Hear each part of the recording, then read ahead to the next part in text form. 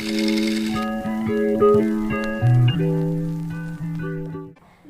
hapon sa ating lahat.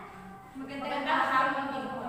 Bago natin simulan ang talakayan sa araw na ito, binibining sa buwan, maaari mo bang pangunahan ang panalangin? Sa ngalan ng Ama, ng Anak, ng Espiritu Santo. Amen. Panginoong Diyos, nagpapasalamat po kami, Panginoon, sa bagong hapon na kami narito upang mag-aaral, Panginoon. Ikaw po ang patuloy namin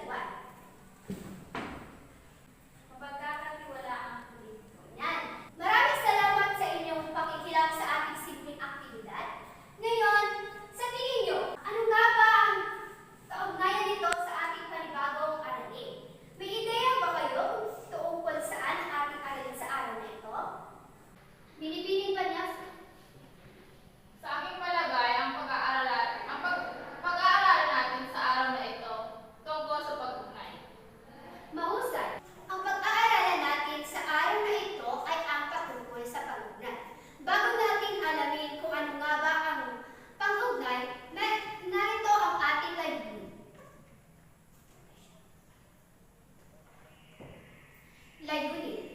Sa katapusan ng aralin, ang mga mag-aaral ay inasahan. Una, na ipapaliwanag ang kahulugan ng pag-ugnay at mga uri nito. Pangalawa, nakapaglalahan ng mga pangungusap gamit ang mga pag-ugnay na salita.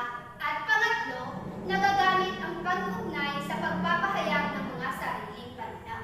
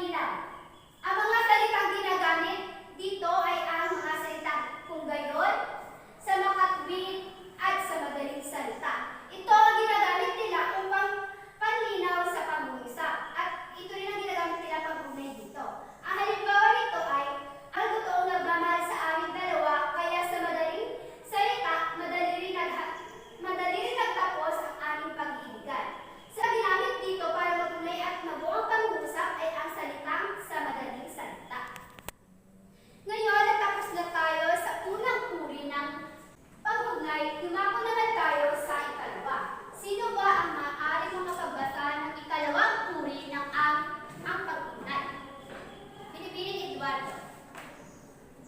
Pangangkop.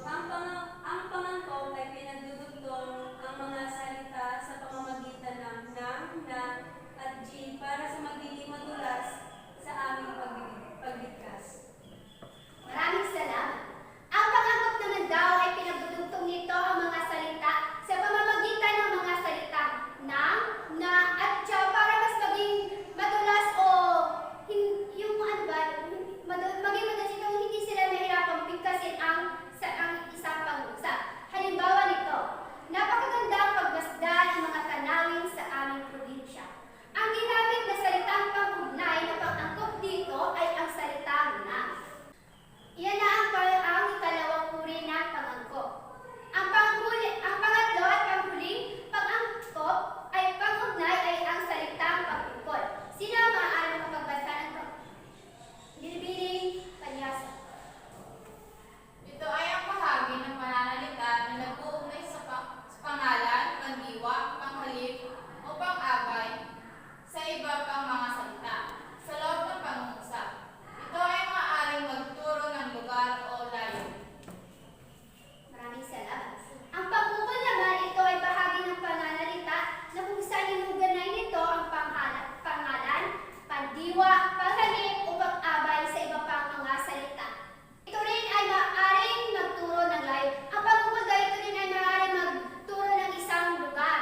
Pag may nakita na kayo natutukoy sa isang lugar, ito ay gumagamit na sila ng pag-ugnay na pangungkol. Ang mga salitang pangungkol na ginagamit sa pag-ugnay ay mga salitang ng, sa, kay, nina, ni, kina, ayon sa, ayon kay, sa harap, na may, at iba pa. Ang mga halimbawa nito ay, sino maaari makapagbasa ng mga halimbawa? Binibining sa tuwa. Halimbawa, na nagbibigay ugnay sa pamagitan ng isang kabuuan at isang bahagi. Yan, maraming salamat. May halimbawa tayo dito ng mga pangungusap gamit ang ng, sa, ni o nina para sa, ayon sa. Ang ng ay nagbibigay ugnayan sa pamamagitan ng isang kabuuan at isang bahagi. Samantalang ang sa, nagpapahayag naman ng isang pag-uukol ng isang bagay sa isa pang bagay. Samantalang ang ni o nina naman ay ito ay nagpapahayag ng isang pagmamay-ari sa isa pang bagay. Ang para sa ay ito ay nagpapahayag ng pinag-uukulan. Samantalang ang ayon sa ay ito ay nagpapahayag ng pinanggalingan o basihan ng isang bagay. May tanong pa ba? Wala po. Kung ganon at wala kayong katanungan, hahatiin ko kayo sa dalawang pangkat. Ang dalawang pangkat ay gagawa ng 5 pangungusap batay sa pag-ugnay na nakaata sa kanilang grupo. Okay. Ang unang pangkat ay sina Binibining, San Juan, Noda, at Eduardo. Samantalang ang ikalawang pangkat naman ay si Binibining Panyosa at Binibining Katinat. Ang bawat grupo ay gagawa ng 5 pangungusap, gaya ng sabi ko kanina, ay gagawa ng 5 pangungusap batay sa nakaatang sa inyong pag-ugnay. Ang unang pangkat ay gagawa ng pangungusap na gamit ang pag-ugnay na pang-angkop, samantalang ang ikalawang pangkat naman ay ang pang-angkol. At pagkatapos nito, ay pipili kayo ng isa na maglalakad o magre-report ng inyong ginawa sa unahan. Bibigyan ko lamang kayo ng 5 minuto upang gawin ito. Nauunawaan ba ako? Opo.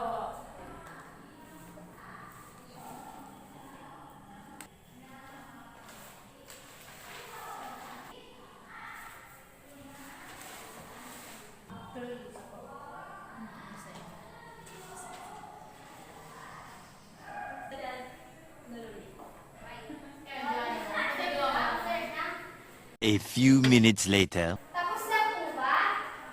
Yes po. Okay, bago mag-report ang bawat grupo ay akin muna ipapaliwanag ang rubric sa pagmamarka ng inyong ginawa. Ito ay ang rubric ng pagmamarka. Pamatay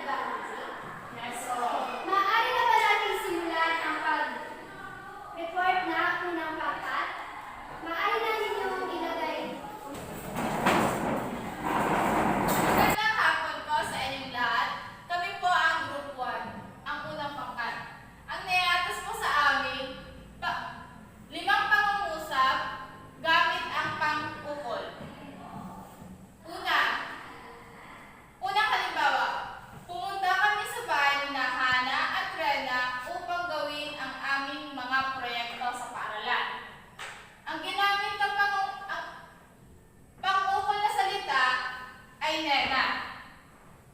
Pangalawa, ayon sa PDEA ay mayroong 6,250 na katao ang napatay dahil sa kampanya ng Administrasyong Duterte laban sa droga. Ang pang-upo na salita ayon sa Pangatlong halimbawa, ayon kay Franklin Roosevelt, hindi natin laging mabubuo ang